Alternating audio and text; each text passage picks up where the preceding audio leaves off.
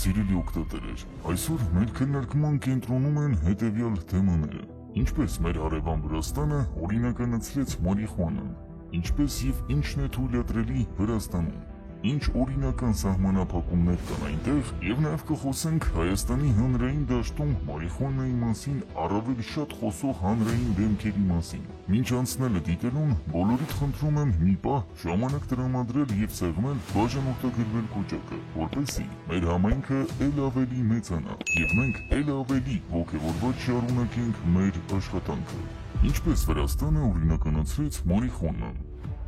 Պայքարը սկսվեց դեռ 2017 թվականին, երբ Վրաստանի սահմանադրական դատարանը կարևոր որոշում կայացրեց, հայտարարելով, որ մարիխուանայի օգտագործման համար քրեական պատիժը հակասահմանադրական է։ Դատարանը հիմնավորեց, որ անհատի ազատությունը ներառում է նաև իր մարմնին վնասելու իրավունքը, եթե դա չի վնասում ուրիշներին։ Այս որոշումը մարիխուանայի օգտագործումը քրեական հանցագործություններից տեղափոխեց վարչական իրավախախտումների դաշտ։ Բեկումնային էր 2018 թվականի հուլիսի 30-ին կայացրած նույն սահմանադրական դատարանի հաջորդ որոշումը, որով արդեն ամբողջությամբ ապաքրեականացվեց մարիխուանայի անձնական օգտագործումը։ Դատարանը հայտարարեց, որ մարիխուանայի օգտագործումը համարվում է անձնական ազատության մի մասը եւ չի կարող պատժվել։ Այս որոշումը Վրաստանը դարձրեց տարածաշրջանում առաջատար թմրանյութերի նկատմամբ ավելի ազատական քաղաքականություն որդեգրելու առումով։ Ինչն է իրականում Վրաստանում օրինական եւ ինչը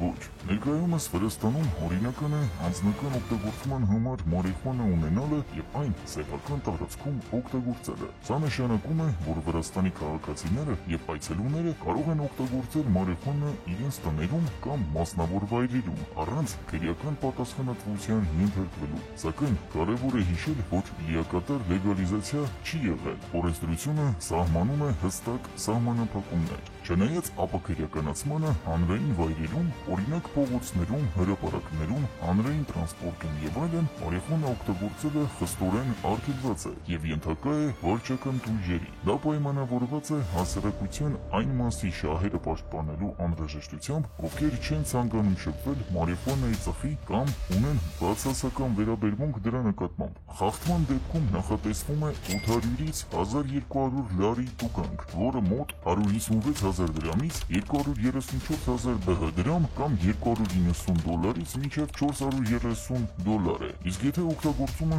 տեղի ունենում երեխաների ներկայությամբ կամ հատուկ վայրերում, տուգանքը հասնում է մինչև 1500 լարի, որն էլ մոտ 292,000 բհ դրամ կամ $540 է։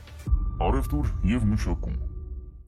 Պաշտոնապես մարիխուանայի առևտուրը, վաճառքը, տարածումը եւ արդյունաբերական մշակումը դեռևս անօրինական է եւ խստորեն պատժելի։ Սա նշանակում է, որ Վրաստանում չկան լիցենզավորված պետության կողմից կարգավորվող օրինական խանութներ, բարձր ՏՀԿ պարունակությամբ մարիխուանա գնելու համար։ Սակայն վերջին տարիներին Վրաստանում սկսել են հայտնվել օրինական խանութներ, որոնք վաճառում են CBD տեսակներ։ Դրանք առավել հաճախ հանդիպում են չորացված պատրաստի գլանակներով, վեյփերի, թեյերի եւ քսուկների տեսքով։ CBD-ն կամ կաննաբիդիոլը կանեփի բույսի բաղադրիչ է, որը չի առաջացնում հոգեակտիվ ազդեցություն ի տարբերություն ՏՀԿ-ի։ Այն առավելապես կիրառվում է հանգստացնելու, քունը բարելավելու կամ ցավերը մեղմացնելու նպատակով։ Այս մթերքը չի պարունակում հոգեակտիվ նյութ կամ պարունակում է միայն թույլ չափաբաժին, մինչև 0.2% ՏՀԿ։ Դրա համար էլ այդ խանութները գործում են օրինական դաշտում եւ նույնիսկ բացահայտ գովազդներ են անում համացանցում առանց օրենքի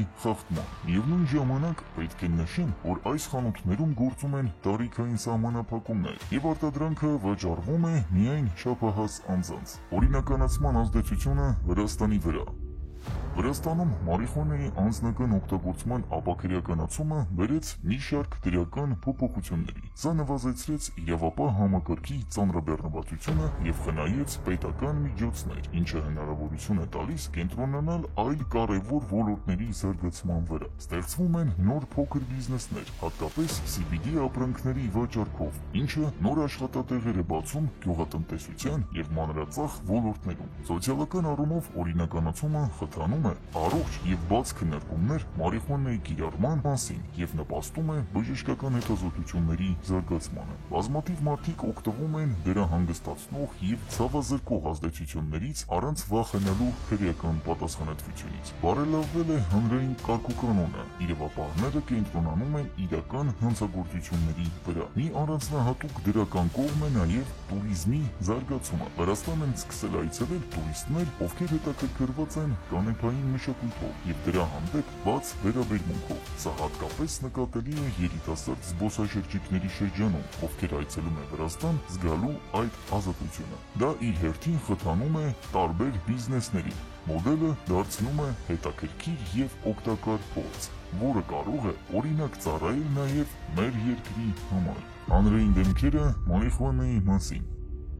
Չնայած Հայաստանում մարիխուանայի օգտագործումը եւ իրացումը դեռևս լիակատար անօրինական է, վերջին տարիներին թեման սկսվել է ավելի բաց եւ ակտիվ քննարկվել հասարակության տարբեր շերտերում հանրային դեմքերի շնորհիվ։ Հայաստանում մարիխուանայի մասին ամենաշատը միշտ խոսել են рэփերները։ Սա պատահական չէ, քանի որ рэփ մշակույթում рэփերները առասարակ իրենց ֆրիստայլ բաթլները իրականացրել են խոտ ծխելուց հետո։ Հայ рэփերները հաճախ են իրենց տեքստերում հիշատակում խոտը, որպես ստեղծագործական ազատության, բողոքի, ստրեսից ազատվելու խորհրդանիշ։ Քաղաքական կյանքում մարիխուանայի մասին ամենաշատը խոսել է ազգային ժողովի նախագահ Ալեն Սիմոնյանը։ Նա բարձրացրել է մարիխուանայի օրինականացման հնարավորությունները, նշելով, որ մարիխուանայի օրինականացման հարցը Հայաստանում վաղուց հասունացած թեմա է, որը պետք է դուրս բերել ստվերից, դարձնելով այն ավելի վերահսկելի եւ քաղաքական վերահսկողության ներքո։ Ըստ Սիմոնյանի,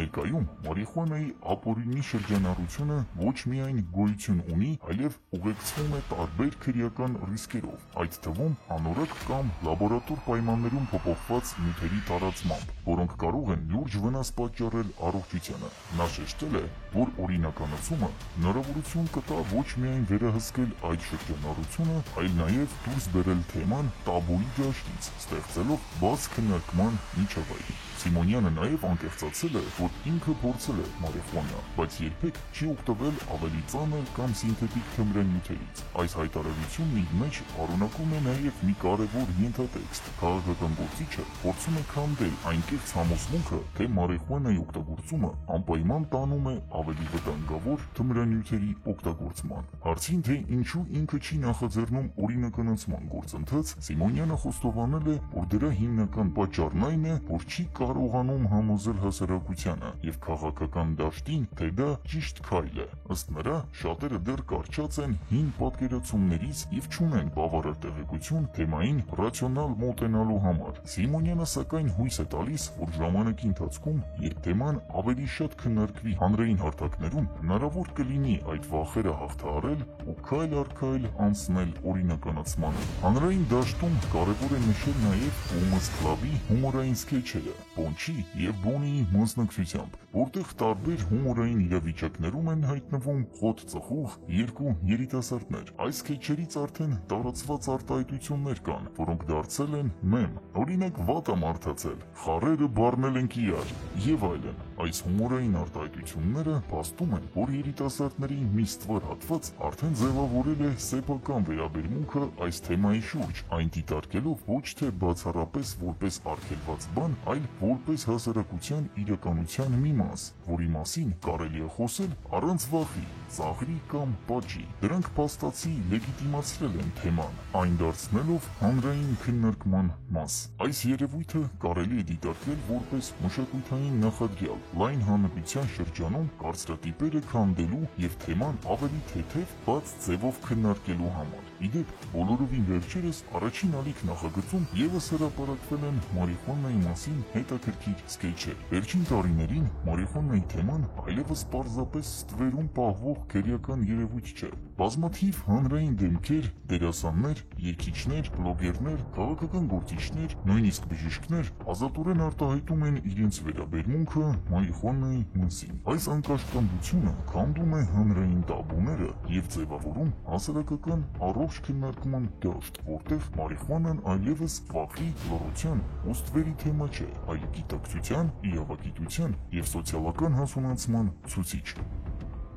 Ինչպես տեսանք, Վրաստանը մի քանի համարձակ եւ որոշիչ քայլերով կարողացավ ոչ միայն ապաքրեականացնել մարիխուանայի օգտագործումը, այլ նաեւ ստեղծել օրինականության եւ վերահսկողության մի համակարգ, որը դրական ազդեցություն ունեցավ տնտեսության, հասարակության եւ նույնիսկ туриզմի վրա։ Իհարկե, ոչ ամեն ինչ է իդեալական, բայց նրանց օրինականացման փորձը ցույց է տալիս, որ սարսափով փակել աչքերը թեմայի վրա չի վերացնում խնդիրը, այլ միայն խթանում է ստվերային եւ վտանգավոր շրջանառությանը։ Հայաստանում դեռ շատ անելիք կա այս առումով, բայց այն փաստը, որ հանրային դեմքերը, քաղաքական գործիչները եւ նույնիսկ հումորային շոուները արդեն բաց խոսում են մարիխուանայի մասին, նշանակում է հասարակական գիտակցությունը փոխվում է։ Միգուցե հենց մենք ենք ձևավորելու այն հասարակությունը, որտեղ կարևոր թեմաները լուծվում են փաստերով ու բանավեճերով, ոչ թե լռությամբ ու տաբուներով։